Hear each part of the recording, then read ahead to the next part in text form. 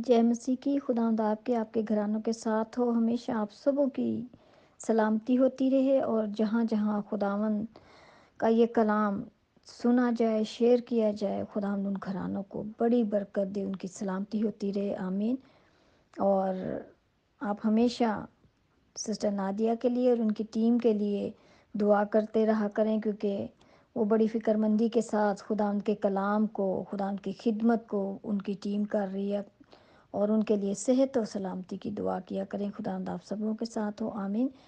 सो मेरे अजीज़ों, मेरा पूरा ईमान है, उम्मीद है कि आप लोगों ने क्रिसमस बहुत रूहानी इत्मीनान के साथ मनाया होगा। सब घरानों में खुदावंद ने सलामती रखी, उसके लिए हम खुदावंद का शुक्र अदा करते हैं।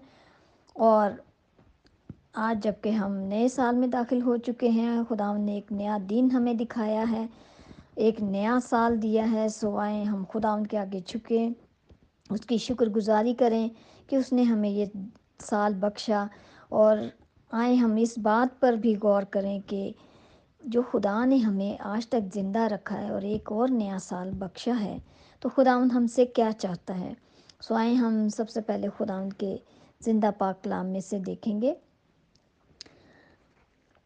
यशायाह नबी की किताब, उसका 40 बाब और उसकी 30 और 31 आयत को देखेंगे।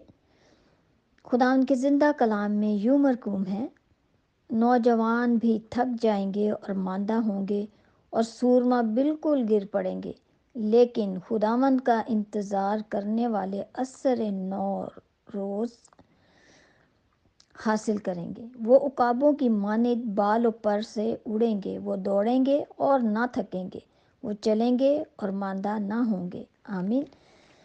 सो आगे हम देखते हैं लूका 13 बाब और उसकी हम 6 से 9 आयत तक देखते हैं।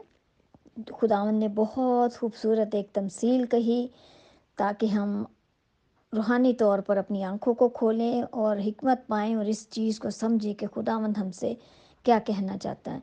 सो हम पढ़ेंगे। फिर उसने ये तमसील कही कि किसी ने अपने पाकिस्तान में एक अंजीर का दरख्त लगाया था।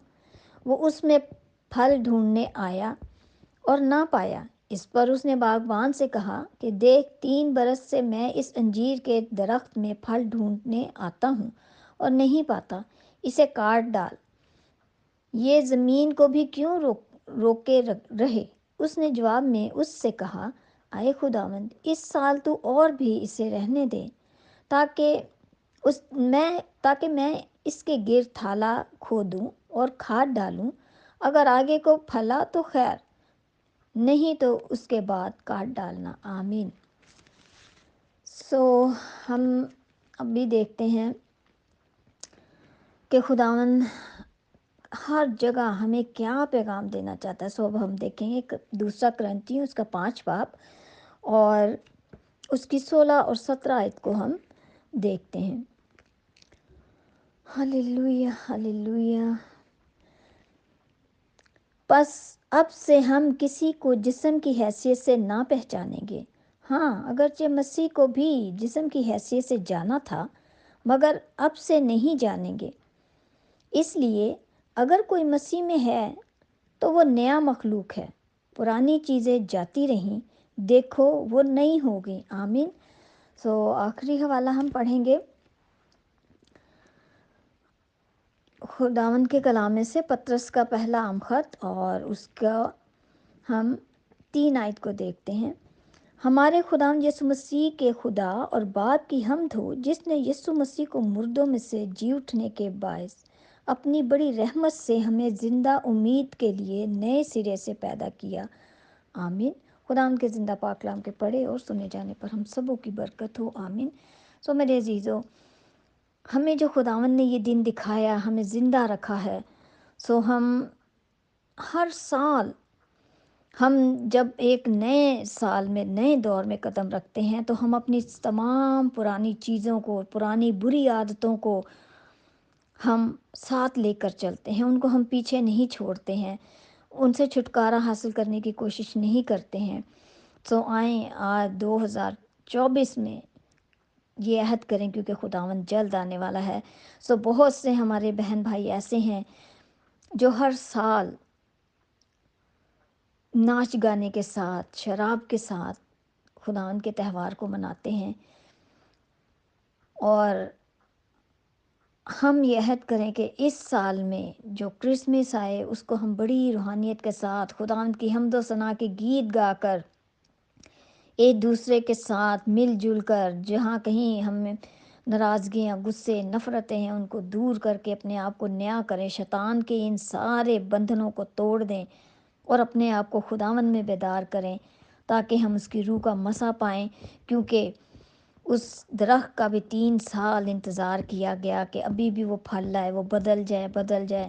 سو ہمیں بھی خداوند ہر سال موقع دیتا ہے کہ ہم اپنی پرانی عادات کو چھوڑ کر ہم بدلیں اور اس کے مسا سے بھریں، اس کی قدرت سے بھریں، تاکہ وہ ہمیں اپنے مسا سے بھرے اور ہمیں اپنے لیے استعمال کریں۔ آئیں ہم اس عہد کو یاد کریں جو خداوند نے ہم سے کیا، کہ اگر ہم وفادار ہوں گے، اس کے حکموں پر عمل کریں گے، تو وہ ہمیں ہمیشہ کی زندگی میں داخل کرے گا۔